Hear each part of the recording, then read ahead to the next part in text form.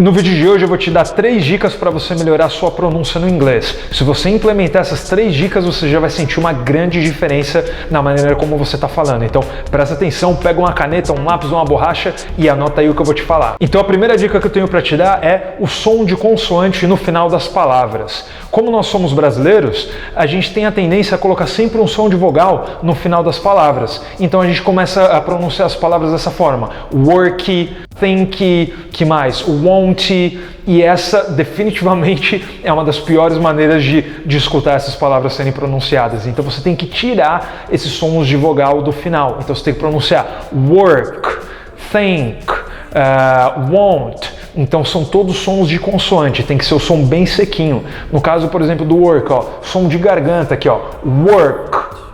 Você tem que tirar esse som, nada de worky. Não, tira esse daí que fica feio demais, soa muito feio essas vogais no final. Isso é um mau hábito nosso por causa do nosso idioma nativo, por causa do português. Tirando sons como o som de S, de R e de M, acho que eu não estou me esquecendo de nenhum, mas a gente não tem nenhum outro som de consoante ao final das palavras no nosso português. Então, por isso que a gente acaba fazendo isso no inglês. A gente tenta sempre colocar um som de vogal no final. A segunda dica, e eu acho que essa é talvez a mais importante, são as pausas que as pessoas dão no meio das palavras, né? Então você vê as pessoas falando dessa forma em inglês.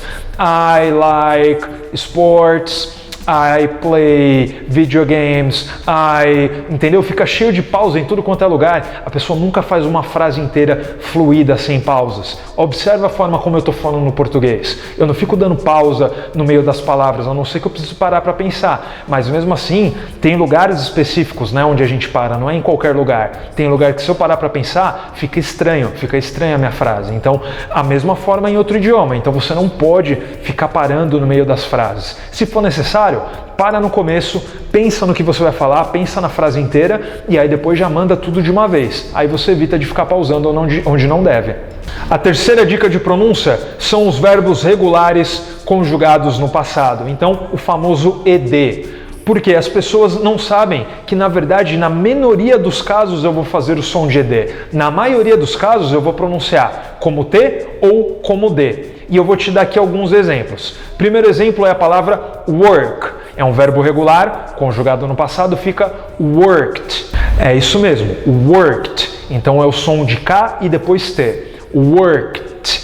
Nada de ED aí, tá? Então, agora vamos ver os casos em que eu vou pronunciar como D apenas, sem o E.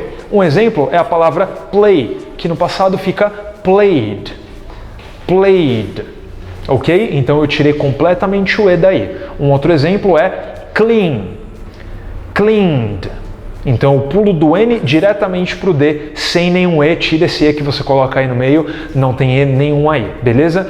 E aí, o único caso em que eu vou pronunciar o ED, de fato, é quando a palavra original, sem estar conjugada, terminar com D ou com T. Vou te dar um exemplo de cada. A palavra need, que é precisar, no passado fica needed. Como ela termina com D, quando eu coloco o ED, aí sim eu pronuncio de fato esse D, tá? Agora um exemplo com o T. Visit, visited.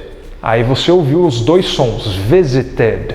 Ok? Então, são só nesses dois casos, quando a palavra original termina com D ou com T. Para todos os outros, você vai pronunciar ou como T ou como D. E aí você deve estar me perguntando, mas como eu vou saber cada um dos casos? Eu vejo o verbo lá, como é que eu sei se eu pronuncio ele com o som de T ou com o som de D? Se você quiser saber, tem uma maneira de você distinguir. Deixa nos comentários aí, fala, Rafa, faz para mim o vídeo, como que eu faço para distinguir, para saber qual som que eu vou pronunciar o ED? Deixa aí nos comentários, se o pessoal pedir, aí eu vou gravar mais um vídeo explicando para você como saber qual som que você vai usar. Beleza? Então, não esquece de se inscrever no nosso canal para não perder os próximos vídeos. Deixa um like se esse conteúdo foi útil, valioso para você e a gente se vê no próximo vídeo. Bons estudos!